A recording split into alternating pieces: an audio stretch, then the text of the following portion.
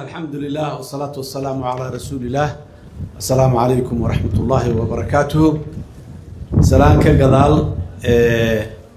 رياضي كهبونا إن هالكان لغير هذا ولا يري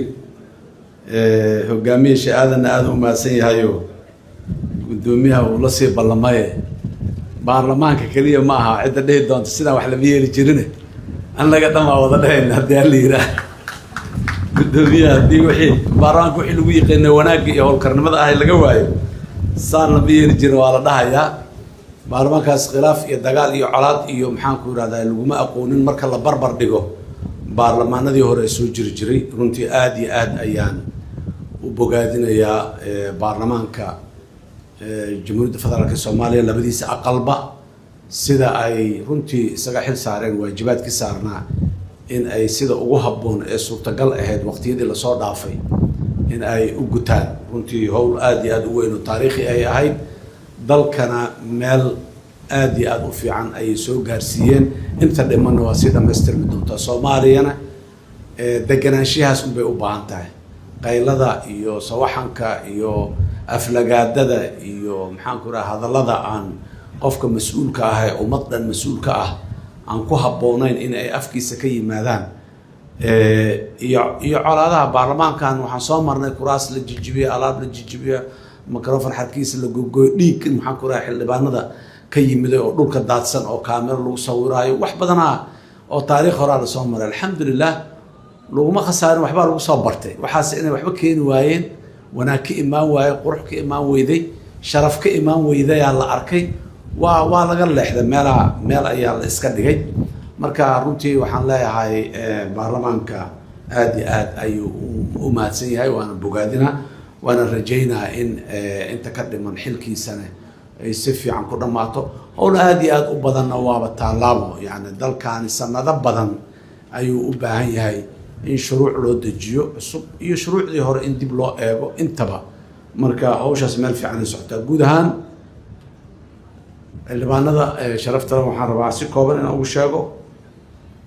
Soomaaliya muddo dheer iyo duruufo adag oo badan ayay soo martay qaarkeedna weli ku jirtaa laakiin meel fiican oo ididiilo fiican la ayay maanta mare haddii ay tahay dhinacii amniga iyo wanaagii ka socday haddii ay tahay dhinaca dhaqaalaha iyo horumarka dhaqaalaha duruufta caalamka inkastoo ay iska adag tahay annaguna aan ugu sii nugulnahay haddii ay tahay ka faa'iidaysiga khayraadka dalkeenna iyo meesha ay maraysa intaba meel aad iyo aad u fiican ayay mareen dhinac kasta iyo cabir kasta maanta marka la qaado dalkeennu meeshii shalay uu joogo meel ka fiican uu joogaa cabir kasta oo wax lagu cabiro dee qof iska hadlay iyo waa halkeed laakiin wax la taaban karo oo cabir ah oo numberada facts and figures waxaa lagu yiraahdaa afka qalaad leh haddii la soo qaado dalka Soomaaliya maanta meeshii shalay uu joogay meel aad iyo aad uga horeysa ayuu joogaa waxaan ugu wacan dabcan haddii wanaagga iyo wada shaqaynta hadday tahay golayaasha sharci dejinta iyo hadday tahay golaha xukuumadda intaba la wada shaqeeyey la wada dareemay in maxaan ku rahaa haddana alxamdulillah ilaahay mahadi waxaan aragnay marka la wanaagsanaado ee la isku duubnaado ee la wada socdo waxa la gaari kara ayaan ogaanay qofkii ummadda ka leexdo oo maxaan ku rahaa qaab daradana waxa ku dabeynaya sharaf xumada karaama darada maxaan ku rahay marmarka qaarkood u soo hooyanaysa inay arkeen waa ku faraxsanahay sidoo kale dad badan oo mas'uuliyiin oo xildhibaanada oo siyaasiyiin leh oo shalay khaldamay maanta inay leeyihiin waa ka xunaay wixii shalay dhacay ama aan dhahnay ama aan sameynay maantaan muxuu ahay wixii yaan dib u hagaajinaynaa oo aan saxaynaa waa garasho waaye waa soo dhaweynaynaa waxaan rabaa inaan u sheego dadka Soomaaliyeed meel kastoo cid aan col lanahay ama cadaawad aan u hayn ma jirto mas'uuliyiintii dalkan loo doortay ee xilkooda la saaranahay cid aan cadaawad lanahay oo aan la dirirsanahay oo aan deegaan ahaan ula dirirsanahay oo aan qabiil ahaan ula dirirsanahay oo aan qof ahaan ula dirirsanahay ma jirto dabcan dad badan oo siyaasadda dalka aan ku kala aragti duwannahay oo sidaana roon iyo sidaana roon aan isleenahay way jiraan laakiin waxaan rabaa dowladda federaalka iyo mas'uuliyiinteedaba cid Soomaali ah oo ay col leeyihiin ma jirto horaan u sheegay qofku waa xor ra'yigiisu xor u yahay oraahdiisu xor u yahay dabcan ma habboona oraah iyo hadallo maxaan ku ihahday kicinaya dadka oo colaad abuurayo oo dadka tabyadooda iyo maxaan ku ihahday emotionskooda iyo boogihii hore usoo gaaray dadka inay xoqaan ay ka dhiijiyaan ay mar walba soo xasuusiyaan dadka xumaantii shalay dhacday ma fiicnaan leenahay. dowladduna waxaas raalli kama aha, wayna ka celinaysaa qofkii waxaa ku dhaqaaqayo. qofkii dhiig inuu daadiyo u socdona waa ka celinaynaa, waa diidaynaa, waa hor istaagaynaa, ma raacayno. dowladduna sideedaba ma daadinayso dhiig, uma socoto, colaad ma abuurto, colaad kama shaqayso, laakiin qaanuunka iyo sharciga dowladnimada dalka in laysku haayo, dalka inuu hal dhinac wada aado waa waajibaadka ugu horeeya ee dowladda saaran iyo qaybaheeda kala duwan, waana ka shaqaynaynaa. waxaan rabaa walaalaha Soomaaliyeed meel kastoo ay joogaan, wanaag iyo waxtar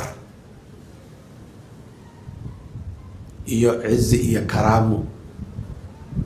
ayaa dowladda iyo mas-uuliyiinteeduba muwaadiniinta ay u hayaan. ma jiro qof ceeb iyo maxaan ku rahaa cambaaraysan haddaanu asigu isyeelin oo aanu isceebayn, aanu iscambaareen, oo tallaabooyinka uu qaadaya iyo ficilada uu samaynaya iyo hadalada u dhahaya aanay ku noqonayn asiga. ninka caaytama caayda asigun bay ku noqonay, ninka colaad huriya colaadda asigun bay ku noqonay, ninka xumaan iyo caqabada dowladnimada iyo maslaxadda ummadda u dhigahayna ilaahay asiga unbuu kasoo saaraya. intaas kadib waxaana faran waajib nagu ah wixii wanaag inaan ka shaqayno. haddii aan dadaalno, wanaagga ku dadaalno, ku guulaysanana waa guulaysanay, ajar iyo xasanaad waa ku leenahay, waajibkeenu guuladana waa ku leenahay. haddii aan dadaalno aan gaari weynana kuma eedaysnin ayadana sidoo kale ayaan ku leenahay. waxaan leeyahay mar kale guddoomiyaha golaha shacabka, waxaan leeyahay hambalyo cabdiqaadir maxamed nuur, mas-uul lasoo tijaabiyey oo mas-uuliyada duwan hoos kasoo bilaabay darajada dowladnimada ilaa maanta meesha uu maraayo waaye. ma garanayo wax dalkan yaallo, duruufo gaar oo yaallo, culays yaallo, wanaag laga gaabiyey oo in la qabta ay ahayd oo yaalla oo aanu garanaynin ma garanayo. marka waxaan rajaynaynaa in wanaaggii iyo horumarkii iyo dadaaladii baarlamaankan uu soo qabtay 4 sano lasoo dhaafay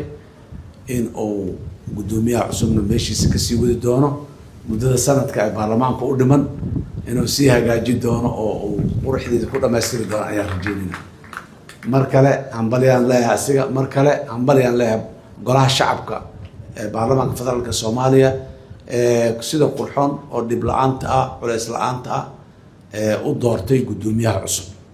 haddii dadku israaco ceeb maha, kuwaan arkaya meelaha ka qaylinayo, ceebeynayo oo dhahay see laysku wada raacay, see dadku intiisa badan ay hal meel u wada aadeen. dadka intiisa badan meesha wanaagsan ay aadaan, meesha xun ma aadaan. dadka inta yaraa meesha xun ama meesha aan fiicnayn yaa ku leexato, laakiin dadka badankiisu meel ay aadeen haddaad aragto meel fiican waaye. khayr iyo nabad ayaan u rajaynaynaa. mar kale hambalyo, bogaadin